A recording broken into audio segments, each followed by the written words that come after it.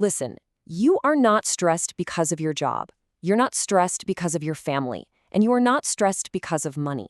Now, I know that sounds like an absolutely impossible statement to accept right off the bat, right? It probably sounds like I have zero clue what your daily life actually looks like. But stick with me here, because today, in this explainer, we're going to diagnose a problem that almost every single one of us is walking around with. So, why are you actually stressed? Let's just be real for a second and look at your everyday reality. You wake up, and honestly, before your eyes are even fully open, there's already this heavy weight sitting right on your chest. It's that low, constant hum of anxiety that never fully goes away. You score your phone, you make your coffee, you tell yourself, okay, today's gonna be different. But by 10 a.m., you already feel like you're miles behind. By the afternoon, you're just surviving. And by night, you're way too exhausted to actually get any real rest, so you just sit there consuming content until 1 a.m. So I ask again, why are you actually stressed? Because I promise you, it's not those external things you keep blaming it on. Here is the brutal, harsh truth. You are stressed because you've been lying to yourself about what peace actually is. The entire framework that you are using to chase peace, it's the exact same thing keeping you completely separated from it. We've been taught by, movies, self-help gurus, endless social media posts, that inner peace is a destination.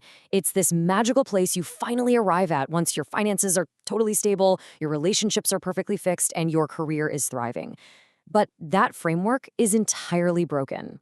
And because our framework is broken, we inevitably jump onto what I like to call the self-help hamster wheel. You feel that nighttime anxiety creeping in. So what do? You download 3 different meditation apps. You try these super rigid 5 a.m. morning routines. You experiment with breathwork. You buy a fancy new journal. You try manifesting calm.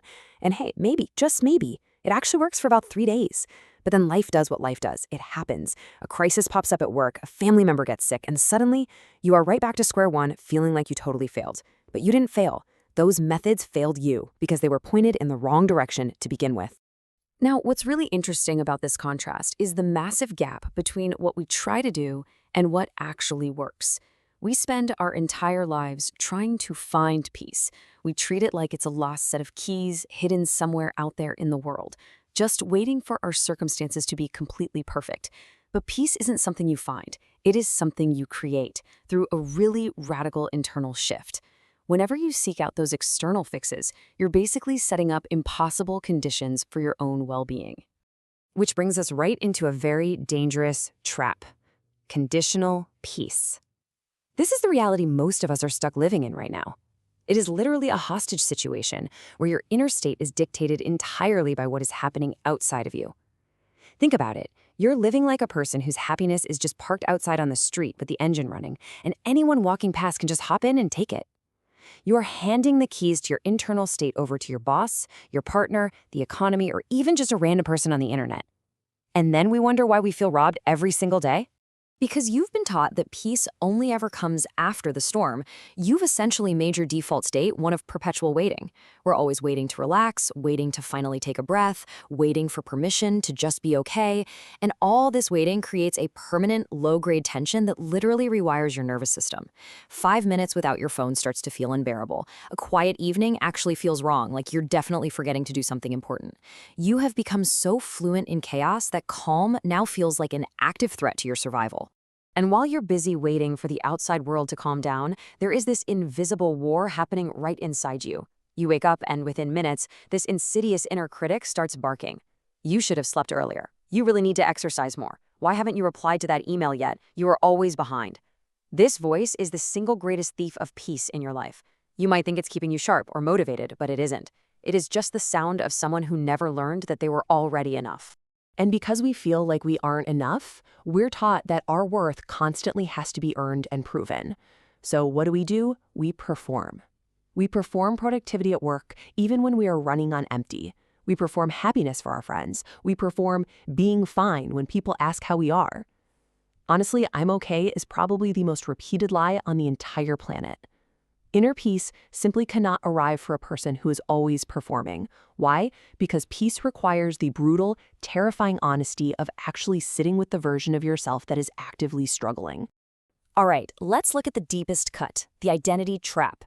This is the core issue we really need to uncover today. Most people who struggle with inner peace are not actually struggling with their circumstances, no matter how much it feels like they are.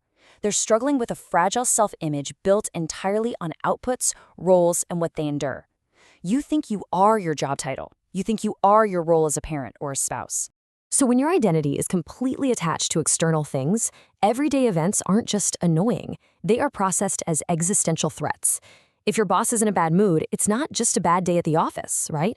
Your peace is gone because your entire identity as a successful employee is threatened. A parent calls with a complaint, boom, peace is gone because your identity as a good child is suddenly under attack. You step on the scale and it isn't that magic number you wanted, peace is gone. When who you are depends on how well things are going, inner peace becomes structurally impossible. Because of this incredibly fragile identity, when life goes wrong, and let's be real, life will absolutely go wrong, that's a guarantee, you don't just lose a situation, you lose yourself. This is exactly why people who seemingly have everything, the money, the house, the perfect family on paper, still feel incredibly empty and terribly anxious. More validation and more achievement? That will never fill the hole, because the hole isn't in their circumstances. The hole is in how they understand who they actually are. Okay, let's just take a breath. Let's slow down for a second and pivot completely. Because if we can understand the trap, we can understand the way out. Inner peace is not the absence of chaos. Really let that sink in for a moment. It is not the absence of chaos. Waiting for a stress-free life is a complete fool's errand. True peace is the presence of something completely solid inside you that the external chaos simply cannot touch. And that solid thing, it actually has a name. It is a grounded identity. A grounded identity is an internal state that is not built on what you do or what others think of you. It's built on something that literally cannot be taken away by a bad day at work or an unexpected medical bill. It's built entirely on your values, your character, and the way you actively choose to show up in the world, even when things are incredibly hard. So the crucial point is this practical shift in how you operate moment to moment. We spend our whole lives asking, how do I feel better? Which instantly ties us right back to fixing our circumstances. The shift is replacing that with a completely new question. Who do I want to be right now? Regardless of how anxious or stressed I might feel in this exact moment, who do I want to be? This single question is the ultimate doorway. You're anchoring your identity to your choices rather than your ever-changing feelings. When you do this, you stop being a leaf in the wind, just helplessly blowing around, entirely at the mercy of whatever gust of air comes your way today. You become the tree. The wind still blows, the storms absolutely still come, life remains messy, painful, and deeply unpredictable, but the core of you, the trunk of that tree, stops shaking every single time a storm rolls in. You remain firmly rooted in your own internal choices. So what does this actually look like in the real world? Well, peace lives in these quiet moments of true alignment. It's when you handle a difficult conversation with patience, even though everything inside you wanted to explode. There is a quiet inside that restraint that feels exactly like peace. It's when you consciously put the phone down and actually look at the person sitting in front of you. Or when you finally stop pretending to have it all together and say out loud, I'm struggling right now.